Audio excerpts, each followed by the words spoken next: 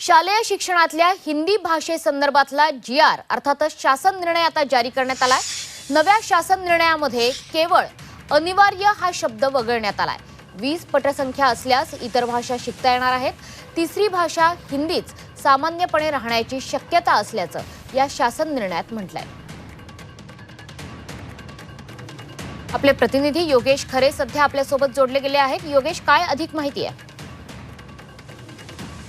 G.R.. शिक्षण विभागाने काढला होता, त्यामध्ये हिंदी ही कंपल्सरी म्हणजे अनिवार्य भाषा करण्यात आली होती। मात्र आता विरोधानंतर सरकारनं यामध्ये थोडा बदल करत त्याच जी.आर. मध्ये एक नवीन पॅरेग्राफ टाकलेला आहे, ज्यामध्ये असं म्हणण्यात आलेलं आहे की जर ही संख्या 20 असेल तर विद्यार्थ्यांना शिकण्याची इच्छा असेल तर हिंदी त्यांच्यासाठी तृतीय भाषा म्हणून उपलब्ध असेल।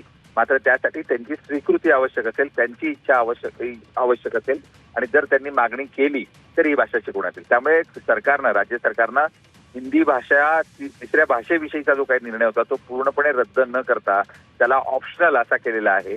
त्यामुळे हा निर्णय काही प्रमाणामध्ये विरोधकांनी त्याला विरोध केलेला होता, राज ठाकरेंनी त्याला विरोध केला होता, पालकांनी मोठ्या प्रमाणात विरोध केला होता। त्यामुळे फक्त सुवर्ण मध्य साधत अनिवार्य काढून आता ऑप्शनल असा जो काही पर्याय आहे तो सरकारनं आज पालकांसमोर ठेवला आहे। धन्यवाद योगेशजी दिलेल्या या सविस्तर माहितीबद्दल। मराठी अभ्यास केंद्राचे दीपक पवार सध्या आपल्यासोबत जोडले जात आहेत। दीपकजी, स्वागत तुमचं झी24 तासवर। अखेर तुमच्या प्रयत्नांना यश आलंय असं म्हणता येईल का? तुम्ही समाधानी आहात का या नव्या शासन निर्णयानं? सरकारने हिंदी अनिवार्य करणार नाही असं म्हणून हिंदी अनिवार्यच केलेलं आहे। तुम्ही जर कालचा शासन निर्णय पाहिलात तर हिंदी ही सर्वसाधारणपणे तिसरी भाषा असणार आहे असं त्यांनी म्हटलंय। आणि माननीय मुख्यमंत्र्यांनी ज्या प्रकारे शब्दांचा खेळ केलेला होता की जिथे लोकांना दुसरी भाषा हवी असेल, 20 पेक्षा जास्त विद्यार्थ्यांना, तिथे आम्ही दुसरी भाषा देऊ असं म्हटलेलं आहे। याचा अर्थ सर्व शाळांमध्ये सरकारने हिंदी अनिवार्यच ठेवलेली आहे। त्यामुळे मुख्यमंत्र्यांनी दिलेला शब्द पाळला गेलेला नाहीये, दादा भुसेंनी दिला गेलेला शब्द पाळलेला नाहीये आणि या दोनही लोकांनी मराठी समाजाचा विश्वासघात केलेला आहे। आता आम्ही कार्यकर्ते तर आमची जी काही मर्यादित ताकद आहे त्याच्यातनं सरकारच्या विरुद्ध भांडणार आहोत। आम्ही सरकारला हा निर्णय बदलायला लावेपर्यंत स्वस्थ बसणार नाही। आमची विनंती आहे सर्व राजकीय पक्षांना, मनसे, शिवसेना आणि सर्व महाराष्ट्रातल्या प्रादेशिक पक्षांना, एक भाजप सोडला तर, कारण भाजपमध्ये काही शहाणी मंडळी असली तरी ती ह्या रेशीमबाग फॉर्म्युल्याच्या विरुद्ध काही बोलतील असं आम्हाला वाटत नाही। सर्व राजकीय पक्षांनी रस्त्यावर उतरून विधिमंडळामध्ये कायदेशीर लढाई लढून सरकार हा नाकर्तेपणा जाहीर केला पाहिजे आणि सरकारच्या पहिल्या शासन निर्णयापेक्षा हा दुसरा शासन निर्णय जास्त कोडगेपणाचा आणि जास्त भयानक आहे हे लोकांना समजावून सांगायला पाहिजे। तुम्ही जर तो बदल वाचला तुषार महाजन यांनी सही केलेल्या त्या शासन निर्णयामधला, म्हणजे तुषार महाजन यांनी सही केली म्हणजे ते काही बिचारे दोषी आहेत असं नाही, खरे त्यांचे बोलविते धनी आहेत रेखावार, रणजित सिंग देवल आणि त्यांना पाठिंबा देणारे कदाचित मुख्यमंत्री कार्यालयातले काही लोक आणि इतर ठिकाणचे काही लोक, या लोकांनी हिंदी सक्ती कायमच ठेवली आहे आणि सर्वसाधारणपणे हिंदी उपलब्ध असेल आणि गरज पडेल तिथे इतर भाषा असेल। याचा अर्थ इतर कुठलीही भाषा उपलब्ध करून दिली जाणार नाही। कृष्णकुमार पाटील बालभारतीचे अध्यक्ष आहेत, त्यांनी म्हटलं की आम्ही पुस्तकं छापली नाहीत। 1 महिन्यापूर्वी रेखावार असं म्हणाले होते की पुस्तकं करतो आहे। याचा अर्थ सरकारने पुस्तकं तयार केली आहेत, कुठेतरी लपवून ठेवलेली आहेत आणि शाळा सुरू करायच्या दिवशी लोकांचा रोष नको म्हणून 16-17 दिवस गप्प बसून 17ला संध्याकाळी उशिरा त्यांनी हा शासन निर्णय जाहीर केला। इतकं मराठीद्रोही आणि महाराष्ट्रद्रोही सरकार नजीकच्या भूतकाळामध्ये आपल्यापैकी कुणीही पाहिलेलं नाही। माझी आपल्यालाही विनंती आहे, सगळ्या प्रसार माध्यमांनाही विनंती आहे की हा मराठीचा प्रश्न फक्त कार्यकर्त्यांचा नाही, आपण सगळ्यांनी मराठी माणूस म्हणून, मराठी समाज म्हणून सरकारच्या विरुद्ध सर्व मार्गांनी रस्त्यावर येण्याची गरज आहे। दीपकजी, जो जी.आर. आपण बघतो आहोत, या जी.आर. मध्ये मी एक वाक्य वाचते की विद्यार्थ्यांनी जर हिंदी या तृतीय भाषेच्या ऐवजी इतर भारतीय भाषांपैकी एक भाषा ही तृतीय भाषा म्हणून शिकण्याची इच्छा दर्शवली आणि त्याची पटसंख्या जर 20 इतकी असेल तरच ही भाषा शिकवली जाईल। कुठे ना कुठे मराठी शाळा कमी होत आहेत, मराठी भाषिक मुलं हे या शाळांमध्ये आता कमी संख्येने जायला लागलेली आहेत। याचा परिपाक हा निर्णय म्हणता येईल का? कारण 20 ही पटसंख्या मर्यादित मर्यादित ठेवण्याचा निकष नेमका काय आहे, यामागे नेमका कोणता विचार आहे असं तुम्हाला वाटतंय? आम्ही जी मागणी केलेली होती ती मागणी हिंदी ऐवजी दुसरी तिसरी भाषा द्या असं नाहीये. आमची अभ्यासकांची कार्यकर्त्यांची मागणी होती की पहिली ते चौथी किमान तिसरी भाषा असताच कामा नये. हिंदी काय, तमिळ काय, कन्नड काय, कुठलीही भाषा नको. आता त्यांनी काय म्हटलं, जे तुम्ही वाचून दाखवलं त्याच्यामध्ये, की 20 पेक्षा अधिक मुलांनी इतर विषय घेतला. समजा असं आपण धरू की धारावीमध्ये किंवा इतर एखाद्या भागामध्ये जी दाक्षिणात्यांची वस्ती आहे, तिथल्या 20 मुलांनी जर तमिळ ही तिसरी भाषा म्हणून मागितली तर सरकारकडे तमिळ शिकवायला, तिसरी भाषा शिकवायला लागणारं जे काही मनुष्यबळ आहे, कौशल्यपूर्ण मनुष्यबळ आहे, त्या प्रकारचं मनुष्यबळ आहे का? म्हणजे सरकार लोकांना या पद्धतीनं सांगताय की तुम्ही मागणी करा, त्याच्यात आम्ही वेळ घालू आणि अंतिमतः आम्ही तुम्हाला हेच सांगू की 20 जणांनी जरी मागणी केलेली असली तरी सुद्धा आमच्याकडे त्या विषयाचं प्रशिक्षित मनुष्यबळ उपलब्ध नाही, म्हणून नाईलाजाने आम्हाला हिंदीच द्यावी लागणार आहे. माननीय मुख्यमंत्री असं म्हणाले होते की आमच्याकडे हिंदीचं प्रशिक्षित मनुष्यबळ मुबलक प्रमाणामध्ये उपलब्ध आहे.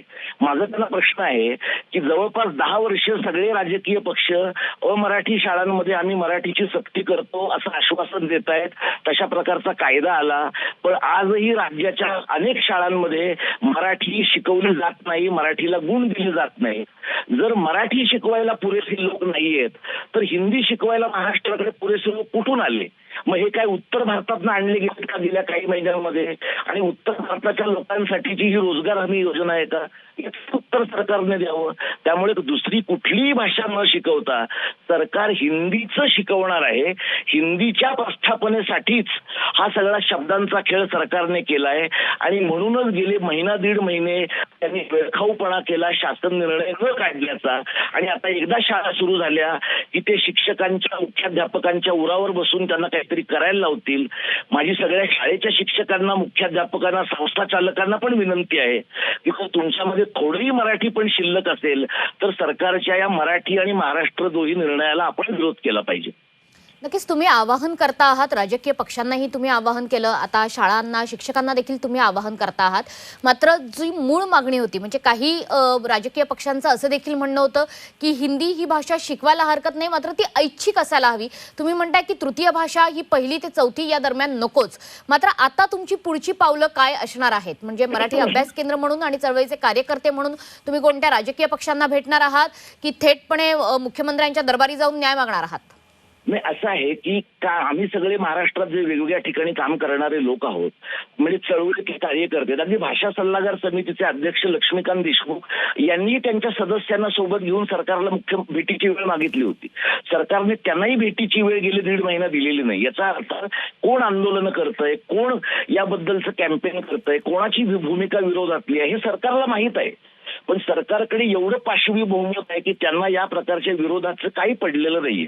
त्यामुळे आम्ही जे काही महाराष्ट्रभरातले शिक्षण आणि भाषा क्षेत्रातले कार्यकर्ते आहोत, आम्ही कालपासूनच एकमेकांशी बोलतो आहोत. संघटितपणे काय करता येईल हे आम्ही ठरवणारच आहोत. राजकीय पक्षांनी आमच्याकडे येण्याचा किंवा आम्ही राजकीय पक्षांकडे जाण्याचा प्रश्न नाही. स्वतः राज ठाकरेंनी 15-20 दिवसांच्या पूर्वी जे त्यांचं निवेदन काढलं होतं त्याच्यात त्यांनी असं म्हटलं होतं की हिंदी सक्ती करण्याचा अगदी छुपावाडाने जरी प्रयत्न झाला तर मग मनसे जे काही करेल त्याला सरकार जबाबदार राहील. मला खात्री आहे की ते त्यांचा शब्द पूर्ण करतील. आमच्यासारखे जे लोक संख्येनं मर्यादित आहेत, आमच्यासारखे लोक अशा प्रकारच्या कोणीही सुरू केलेल्या लढ्यामध्ये सर्व राजकीय पक्षांच्या बरोबर, डावे उजवे कोणीही असोत, या सगळ्यांच्या बरोबर आम्ही कार्यकर्ते म्हणून संघर्ष करणार आहोत.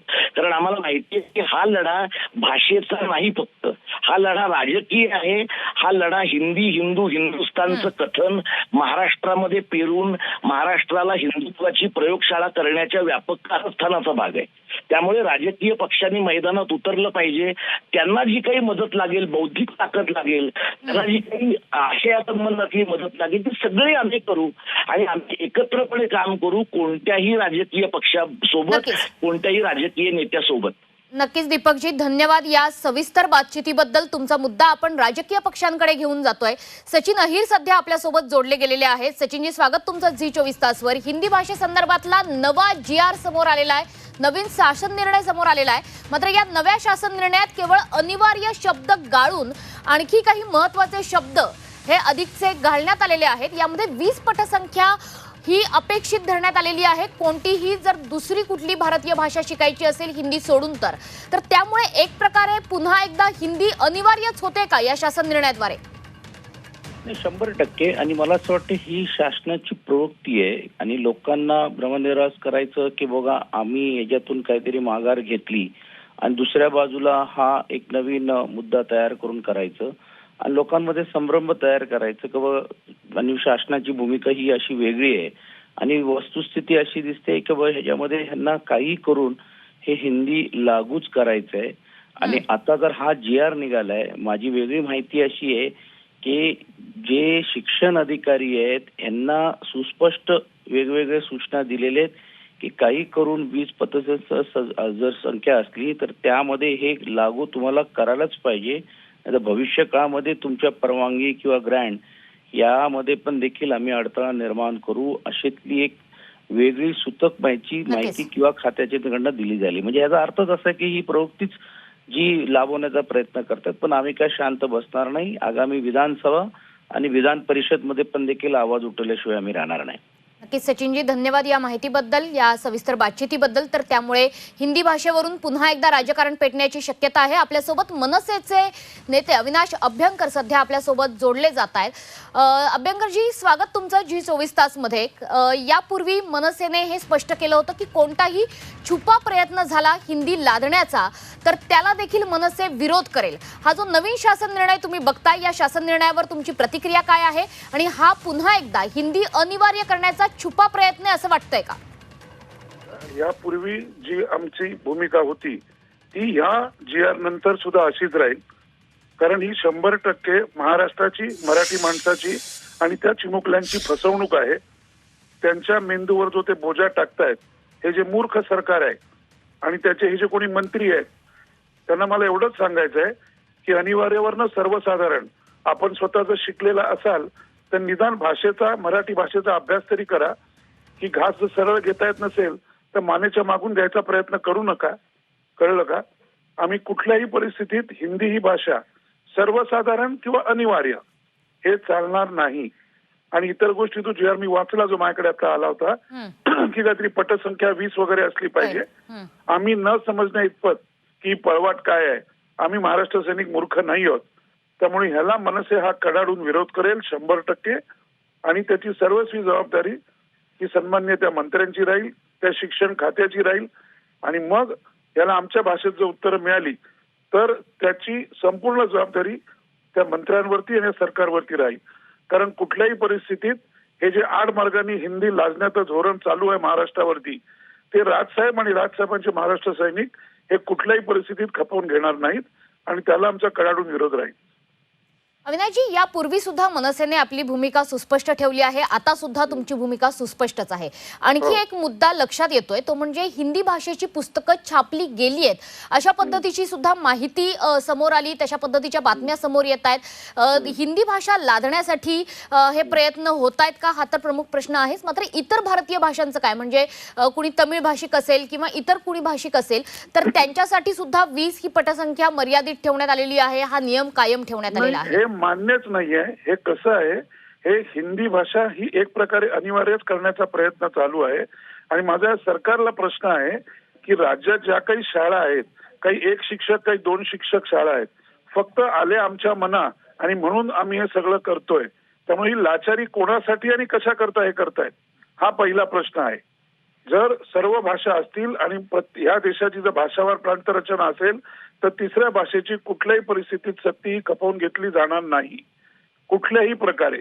आणि दुसरं, पुस्तकं छापली का, पुस्तकं छापून आली का, तो पोर्शन काय आहे, त्या पोर्शन मध्ये कुठल्या प्रकारचे धडे आहेत. तुमच्याकडे महाराष्ट्रात पगार करायला जागा नाही आहेत. शेतकरी आणि इतर बेरोजगारी महाराष्ट्रात फोफावलेली आहे. अहो, यांच्याकडे शिक्षक नाही आहेत महाराष्ट्रभर. यांनी अभ्यास केलाय का संपूर्ण महाराष्ट्राचा? काहीतरी उगाच कुठल्या तरी गोष्टी लादायच्या. लाचारीची परिसीमा असते. कोणासमोर किती झोकावं हे सुद्धा त्या शिक्षण मंत्र्यांना कळलं पाहिजे. आपण महाराष्ट्रात राहता, निदान महाराष्ट्रात मराठी भाषेचा, मराठी संस्कृतीचा आणि मराठी माणसाचा विचार करा की आपण फक्त सत्य करता कशा प्रकारे झुकतोय ह्याचा त्या मंत्र्यांनी विचार केला पाहिजे. ह्याचा पुनर्विचार झालाच पाहिजे. आम्ही याला 100% कडाडून विरोध करणार. आणि पुस्तकं छापली आहेत, ती वाटली गेली का, ती वाटली झाली का, पुढे काय होतं ते आपण बघूया. तुम्हाला दिसेल की मनसे याला कसा विरोध करते. नक्कीच अविनाशजी, धन्यवाद या सविस्तर बातचीतीबद्दल. तर मनसेचे नेते अविनाश अभ्यंकर यांनी ही माहिती दिली आहे की या नव्या शासन निर्णयाला सुद्धा मनसेचा विरोध हा आता कायम असणार आहे.